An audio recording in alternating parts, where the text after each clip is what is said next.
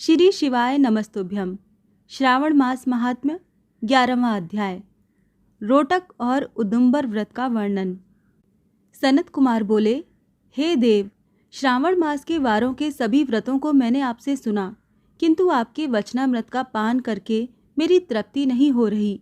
हे प्रभो, श्रावण के समान अन्य कोई भी मास नहीं है, ऐसा मुझे प्रतीत होता है। अतः आप तिथियों का महात्म्य बताइए। ईश्वर बोले, हे सनत कुमार, मासों में कार्तिक मास श्रेष्ठ है, उससे भी श्रेष्ठ माघ कहा गया है। उस माघ से भी श्रेष्ठ वैशाख है और उससे भी श्रेष्ठ मार्गशीर्ष है, जो श्री हरि को अत्यंत प्रिय है। विश्वरूप भगवान से उत्पन्न होने से ये चारों मास मुझे प्रिय हैं, किंतु 12 मासों में श्रावण तो साक्षात शिव का रूप है। हे सनत कुमार, श्रावण मास में सभी तिथियां व्रत युक्त हैं, फिर भी मैं उनके प्रधान रूप में कुछ उत्तम तिथियों को आपको बता रहा हूँ। सर्वप्रथम मैं तिथि तथा वार से मिश्रित व्रत आपको बताता हूँ। श्रावण मास में जब प्रतिपदा तिथि में सोमवार हो तो उस महीने में 5 सोमवार पड़ते हैं। उस श्रावण मास में मनुष्यों को रोटक नामक व्रत करना चाहिए। ये रोटक नामक व्रत 3.5 महीने का भी होता है। ये लक्ष्मी की वृद्धि करने वाला तथा सभी मनोरथों की सिद्धि करने वाला है।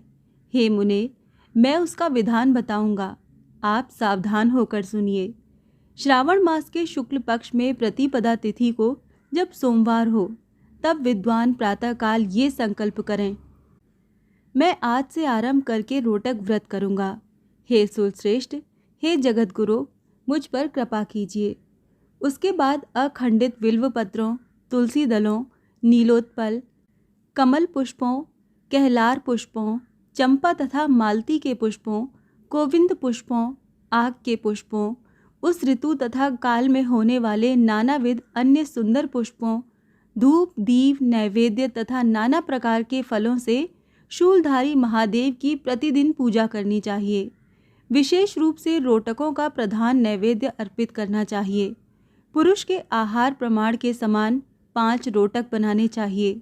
बुद्धिमान को चाहिए कि उनमें से 2 रोटक ब्राह्मणों को दें, 2 रोटक का स्वयं भोजन करें और 1 रोटक देवता को नैवेद्य के रूप में अर्पित करें। बुद्धिमान को चाहिए कि शेष पूजा करके अनंतर अर्घ्य प्रदान करें। केला, नारियल, जंबीरी, नींबू, बीज पूरक, खजूर, ककड़ी, दाख, नारंगी, बिजौरा नींबू, अखरोट, अनार तथा अन्य और जो भी ऋतु में होने वाले फल हों, वो सब अर्घदान में प्रशस्त हैं। उस अर्घदान का फल सुनिए। 7 समुद्र सहित पृथ्वी का दान करके मनुष्य जो फल प्राप्त करता है, वही फल विधान पूर्वक इस व्रत को करके वो पा जाता है। विपुल धन की इच्छा रखने वालों को ये व्रत 5 वर्ष तक करना चाहिए।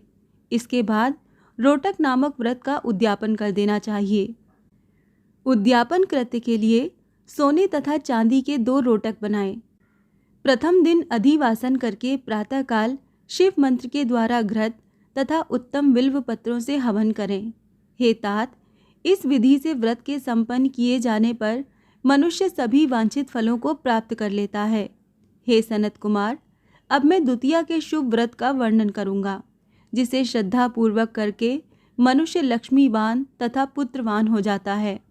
औदुम्बर नामक वो व्रत पाप का नाश करने वाला है। शुभ सावन का महीना आने पर द्वितीया तिथि को प्रातःकाल संकल्प करके बुद्धिमान को विधि पूर्वक व्रत करना चाहिए। इस व्रत को करने वाला स्त्री हो या पुरुष, वो सभी संपदाओं का पात्र हो जाता है। इस व्रत में प्रत्यक्ष गूलर के वृक्ष की पूजा करनी चाहिए, किंतु गूलर वृक्ष ना मिलने पर दीवार पर वृक्ष का आकार बनाकर इन 4 मंत्रों से उसकी पूजा करनी चाहिए। हे उदंबर, आपको नमस्कार है। हे हेम पुष्पक, आपको नमस्कार है। जंतु सहित फल से युक्त तथा रक्त अंड तुल्य फल वाले, आपको नमस्कार है। इसके अधिदेवता शिव तथा शुक्र की भी पूजा गूलर के वृक्ष में करनी चाहिए। इसके 33 फल लेकर 3 बराबर भागों में बांट लेने चाहिए। इनमें से 11 फल ब्राह्मण को प्रदान करें, 11 फल देवता को अर्पण करें और 11 फलों का स्वयं भोजन करें। उस दिन अन्न का आहार नहीं करना चाहिए। शिव तथा शुक्र का विधिवत पूजन करके रात में जागरण करना चाहिए। हे तात, इस प्रकार 11 वर्ष तक व्रत का अनुष्ठान करने के बाद व्रत की संपूर्णता के लिए उद्यापन करना चाहिए। सुवर्णमय फल, पुष्प तथा पात्र सहित एक गूलर का वृक्ष बनाएं और उसमें शिव तथा शुक्र की प्रतिमा का पूजन करें। उसके बाद प्रातःकाल होम करें। गूलर के शुभ, कोमल तथा छोटे छोटे 108 फलों से तथा गूलर की समिधाओं से तिल तथा घृत सहित होम करें। इस प्रकार होम कृत्य समाप्त करके आचार्य की पूजा करें। उसके बाद सामर्थ्यानुसार 100 अन्यथा 10 ब्राह्मणों को ही भोजन कराएं। हे वत्स, इस प्रकार व्रत किए जाने पर जो फल होता है उसे सुनिए।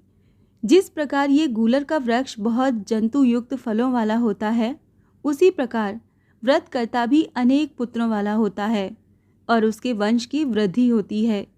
ये व्रत करने वाला सुवर्णमय पुष्पों से युक्त वृक्ष की भांति लक्ष्मीप्रद हो जाता है।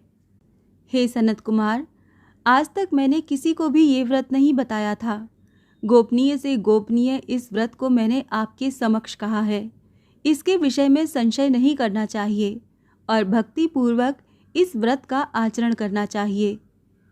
इस प्रकार श्री स्कंद पुराण के अंतर्गत ईश्वर सनत कुमार संवाद में श्रावण मास महात्म्य में प्रतिपदरोटक व्रत द्वितीय योदुम्बर व्रत कथन नामक 11वां अध्याय पूर्ण हुआ। श्री शिवाय नमस्तुभ्यम।